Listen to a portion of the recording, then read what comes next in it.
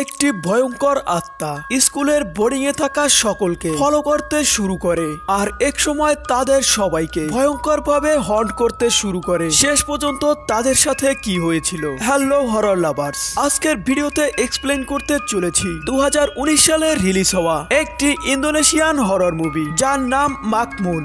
Indonesian শব্দ মাকমুনের অর্থ হলো ফলোয়ার বা অনুসরণকারী। সো আর বেশি ইন্ট্রো না দিয়ে লেটস স্টার্ট। মুভির শুরুতেই আমরা নুরুল নামের একটি মেয়েকে দেখতে পাই। নুরুল তার মিডনাইট প্রেয়ারের জন্য উঠে পড়ে আর সে তার বান্ধবী নিসাকেও জাগিয়ে তোলে দুজনে একসাথে নামাজ পড়ার জন্য।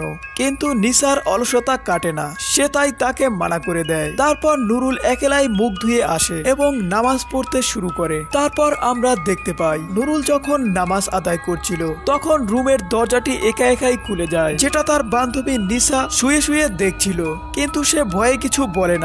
তারপর নামাজের শেষের দিকে নুরুল যখন আল্লাহু আকবার বলে তখন তার পেছন থেকে একটি স্পিরিট এই লাইনটিকেই রিপিট করতে থাকে, যেটা শুনে নুরুল অনেক ভয় পেয়ে যায়। কিন্তু সে তার প্রেয়ার থামায় না এবং এভাবেই সে যখন কমপ্লিট করে ফেলে তারপর পেছনে তাকালে সে কিছুই দেখতে পায় না। নুরুল যখন পেছনের দিকে এগিয়ে দরজাটিকে আস্তে আস্তে খুলে তখন সে তার আরেক বান্ধবী পুত্রীকে পজেসড অবস্থায় দেখতে পায় আর সে অন্ধকারের মধ্যে দাঁড়িয়েছিল। নুরুল তাকে ডাক দিলে পুত্রী সেখানে অজ্ঞান হয়ে যায় আর নুরুল তার হোশ ফেরানোর চেষ্টা করতে থাকে। মুভির সিন এখানে কাট হয়ে যায়। পরের সিনে আমরা রিনি নামের একটি মেয়েকে দেখতে পাই যে মর্গে কাজ করে থাকে।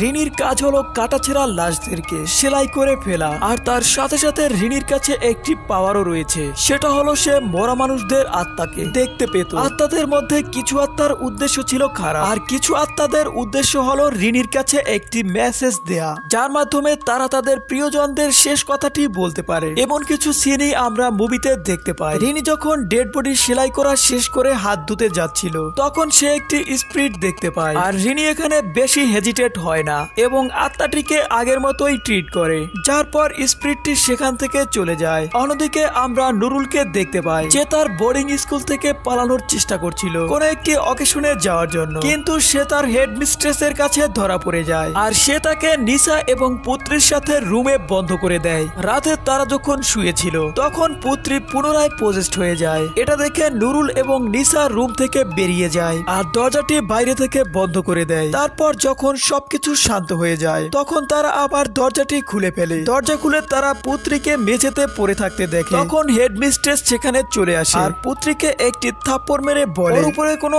আত্মার ছায়াই নেই, ও আসলে নাটক করছে। অন্যদিকে সকালবেলা আমরা রিনির ঘরে একটি বয়স্ক মহিলাকে আসতে দেখতে পাই যে ছিল রিনির বাড়ির মালিক। সে পিছনের 5 মাসের ভাড়া দেয়নি, তাই সে ভাড়া নিতে এসেছে, কিন্তু রিনি তাকে 3 মাসের ভাড়া দিয়ে দেয়। তখন মহিলাটি তাকে বাড়ি ছাড়ার নির্দেশ দেয়। তারপর রিনি যখন বাড়িটি ছেড়ে চলে যাচ্ছিল তখন সেখানে আমরা সায়মাত নামের একজন লোককে আসতে দেখতে পাই, যাকে দেখতেই সে চিনে ফেলে। আসলে এই লোকটি ওই বোর্ডিং স্কুলে কাজ করে থাকে যেখানে নুরুল, নিসা এবং পুত্রী থাকে। আসলে বোর্ডিং এর পূর্বের হেডমিস্ট্রেস মিসেস কিনাতি সায়মাতকে রিনিকে নেওয়ার জন্য পাঠিয়েছে, কারণ রিনি এই বোর্ডিং স্কুলের এক্স স্টুডেন্ট আর যে পুরনো হেডমাস্টারের অনেক কাছের লোক ছিল। এখানে মিসেস কিনাতির রিনিকে ডাকার পেছনে একটি কারণ রয়েছে যা আমরা একটু পরেই জানতে পারবো। যাওয়ার সময় গাড়িতে বসে রিনিকে সায়মাত বোর্ডিং এর প্রেজেন্ট কন্ডিশন সব বলতে থাকে। ওখানের বর্তমান হেডমিস্ট্রেস মিসেস রোজা, যে আসলে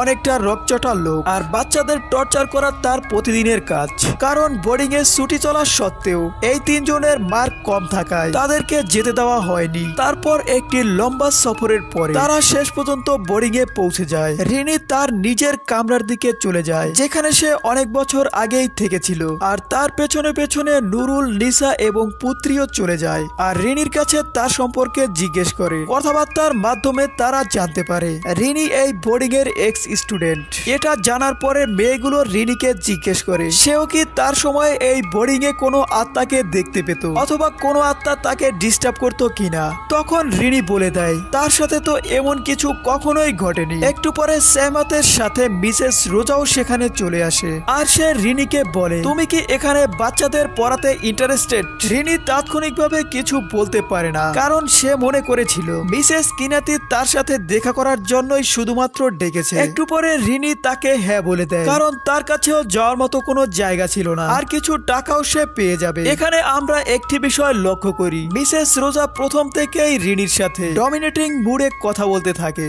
অর্থাৎ সে বোঝাতে চাইছিল তার কথার উপরে কোনো কথা চলবে না। একটু পরে রিনি তার নিজের রুমে চলে যায়। সেখানে গিয়ে সে কিছু প্যারানরমাল অ্যাক্টিভিটি লক্ষ্য করে। তারপর আমরা রিনির পেছনে একটি আত্মাকে দেখতে পাই, যে একটি সাদা হিজাব পরে দাঁড়িয়েছিল আর রিনিকে ঘুরে ঘুরে দেখছিল। একটু পরে সে আলমারির ভেতরে একটি সাদা হিজাব দেখতে পায় আর তখনই আত্মাটি তার কানের কাছে এসে জোরে জোরে চিৎকার করতে শুরু করে, যেটা শুনে সে অনেক ভয় পেয়ে যায়। পেছনে তাকিয়ে আলমারিতেও সেই হিজাবটি আর দেখতে পায় না। পরের সিনে আমরা মেয়ে তিনটিকে বাগানে কাজ করতে দেখি। রিনির আসার সাথে সাথেই তারা তিনজন খাবার বানানোর জন্য কিচেনের দিকে চলে যায় আর রিনি সেখানে বেঞ্চের উপরে বসে থাকে। তখনই সে তার সামনে দিয়ে একটি সাদা কাপড় পরা মেয়েকে যেতে দেখতে পায় আর সে যখন তার পিছু করতে থাকে তখন স্পিরিটটি একটি গাছের পেছনে গিয়ে অদৃশ্য হয়ে যায়। কিছুক্ষণ পরে রিনির কাছে নুরুল চলে আসে এবং তাকে বলে পুত্রী আবারও পজেস্ট হয়ে গিয়েছে। তারপর রিনি, নিসা এবং নুরুল স্কুলের করিডোরে চলে যায়, যেখানে পুত্রীকে ডিমনটি পুরোপুরি পজেস করে নিয়েছিল। তারা যখন পুত্রীর কাছে যায় তখন একটি হালকা আওয়াজ আসে। আওয়াজটি তাদেরকে বলে আবার থেকে দূরে থাকো, কিন্তু রিনি সাহস করে তার কাছে যায়। তখন ডিমনটি তাকে হাওয়ায় ভাসিয়ে ফেলে এবং হন্ট করতে শুরু করে। তারপর পুত্রী সেখানেই বেহুশ হয়ে পড়ে যায়। সবাই মিলে পুত্রীকে বিছানায় শুইয়ে দেয় এবং সেই মত রিনিকে বলে আপনি মিস্টার গান্দাকে এখানে ডেকে আনুন, এখন শুধুমাত্র সেই কিছু করতে পারে। গান্দা হলো একজন স্কুল শিক্ষক যে বাচ্চাদেরকে ধর্ম এবং প্রার্থনা সম্পর্কে শিখিয়ে দেয়। রিনি সেইমাতের বলা অ্যাড্রেসে মিস্টার গান্দার কাছে চলে যায়। তার সাথে দেখা হওয়ার পরে রিনি তাকে স্কুলের সম্পূর্ণ ঘটনাটি খুলে বলে এবং আরো বলে এই ঘটনাটি প্রত্যেক হলিডের প্রেয়ারের টাইমে বেশি হয়ে থাকে আর এই জন্য স্কুল খালি হয়ে যাচ্ছে। আর এই তিনজন মেয়ে স্পিরিটটিকে মাকমুন বলে থাকে। এরপর মিস্টার গান্দা রিনিকে 3 প্রকার শয়তানের কথা বলে, যারা একই ক্যাটাগরির হয়ে থাকে আর এগুলো অন্য কিছুই নয়, এগুলো হলো ক্যানজাম। আর এই শয়তানটির কাজ হলো আপনি যখন আল্লাহর ইবাদত করবেন তখন আপনাকে বিরক্ত করা, আর যদি আপনি প্রার্থনা ছেড়ে তার দিকে তাকান তাহলে তার সুযোগ পেলে যায় আপনাকে হন্ট করার। এজন্যই মিস্টার গান্দা তাকে বলে যাই কিছু হয়ে যাক ইবাদতের সময় অন্য কোনো দিকে খেয়াল করবেন না, আর এই কথাটি আপনি মেয়েদেরকেও বলে দিবেন, আর যদি এর থেকে বেশি কিছু হয়ে যায় তাহলে আমাকে কল করবেন। তারপর আমরা রিনিকে স্কুলে ফিরে আসতে দেখি এবং মিসেস কিনাতিকে দেখাশোনা করতে দেখি। মিসেস কিনাতি কথা বলতে পারতো না। সে রিনিকে কাগজে লিখে জানায় তুমি স্কুলের হেডমাস্ট্রেস হয়ে যাও। রিনি জিজ্ঞেস করে আপনি এমনটা কেন চান? যার রিজন মিসেস কিনাতির লেখার সময় একটি স্পিরিট তার হাতটি ধরে ফেলে আর তাকে হন্ট করে বেহুশ করে ফেলে। রিনি তাড়াতাড়ি সালামাতকে ডেকে আনে এবং মিসেস কিনাতিকে তার রুমে পাঠিয়ে দেয়। পরের সিনে নিসাকে আমরা মিডনাইট প্রেয়ারের জন্য উঠতে দেখি। ওয়াশরুমে গেলে সে দেখতে পায় ওয়াশরুমের ট্যাপ থেকে পানির পরিবর্তে রক্ত পড়ছে, কিন্তু সে ওয়াশরুম থেকে বেরোতে গেলে দরজাটি বন্ধ হয়ে যায়। নিসা ভিতর থেকে চিৎকার করতে শুরু করে। চিৎকার শুনে সবাই সেখানে চলে আসে এবং দরজা খুলে নিসাকে বাইরে আনে। এই ঘটনার পর রিনি মিস্টার গান্দাকে কল করে জানিয়ে দেয় এবং স্কুলে আসতে বলে। তারপর রিনি মিডনাইট প্রেয়ারের জন্য দাঁড়িয়ে পড়ে। সে যখন প্রেয়ার করছিল তখন মাকমুন তার পিছনে বসে তাকে বিরক্ত করা শুরু করে দেয়, কিন্তু এখানে রিনি মিস্টার গান্দার কথা অনুযায়ী নিজেকে সামলে নেয়। সে পিছনের দিকে ঘুরে তাকায় না আর সে ভয়ে ভয়ে পুরো প্রেয়ার কমপ্লিট করে ফেলে। প্রেয়ার পড়ার পরে রিনি পিছনের দিকে তাকালে কাউকেই দেখতে পায় না। যখন সে সামনের দিকে তাকায় তখন সে মাকমুন স্পিরিটকে দেখতে পায়, যাকে দেখে দেখে রিনি অনেক ভয় পেয়ে যায় এবং চিৎকার শুরু করে দেয়। আর এই ঝলসে যাওয়া চেহারাটির পিছনেও একটি রহস্য আছে যা আমরা একটু পরে জানতে পারবো। একটু পরে সেইমাত সেখানে এসে সবাইকে জানিয়ে দেয় মিসেস কিনাতি তার কামরা থেকে গায়েব হয়ে গিয়েছে। আর এখানে কথায় কথায় সেইমাত রিনিকে একটি রহস্য বলে দেয়। সে বলে আপনার তো মনেই থাকবে স্কুলে একবার আগুন লেগেছিল। রিনি জানায় তার মনে আছে। তারপর সেইমাত বলে সবাই সংবাদপত্রে পড়েছে এই আগুনে কারোই প্রাণ যায়নি, কিন্তু এই তথ্যটি মিথ্যে ছিল। আর এখানেই ফাঁস হয় আসল রহস্য।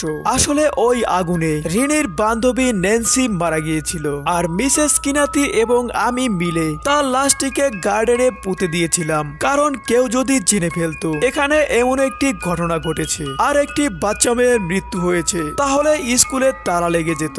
আর এখন এখানে যা কিছু হচ্ছে সবকিছু ন্যান্সির আত্মাই করছে। তাদের মধ্যে এই কথা চলার সময় তারা দুজন পুত্রীকে গার্ডেনের দিকে পোজেস অবস্থায় যেতে দেখে সেইমাত রিনিকে বলে আমি তাকে ভেতরে নিয়ে আসছি আর তুমি মিসেস কিনাতির রুমে চলে যাও। সেখানে বেডের নিচে একটি বক্স রাখা আছে যেখান থেকে তুমি অনেক কিছু জানতে পারবে। তারপর দুজন আলাদা হয়ে যায়। সেইমাত পুত্রীর সামনে গেলে পিছন থেকে পোজেস অবস্থায় রোজা সেইমাতের পিঠের উপর আঘাত করে আর একটি সিজার দিয়ে সালামাতের পিঠের উপর অনেকবার আঘাত করে চলে যায়। অন্যদিকে রিনি কিনাতির রুমে চলে যায়। সেখানে বক্সটি খুলে সে অনেক নিউজ পেপার দেখতে পায়। এগুলো পড়ার সময় রিনির মনে পড়ে যায় আগুন লেগে মরার আগে ন্যান্সির সর্বশেষ নামাজ তার সাথেই আদায় করেছিল। আর আগুন লেগে গেলে রিনির হাত জ্বলে যায় আর কয়েকদিন পর হাসপাতালে তার জ্ঞান ফেরে আর সে অজ্ঞান হয়ে যায়। কিন্তু ততক্ষণে সে অনেক কিছুই ভুলে গিয়েছিল,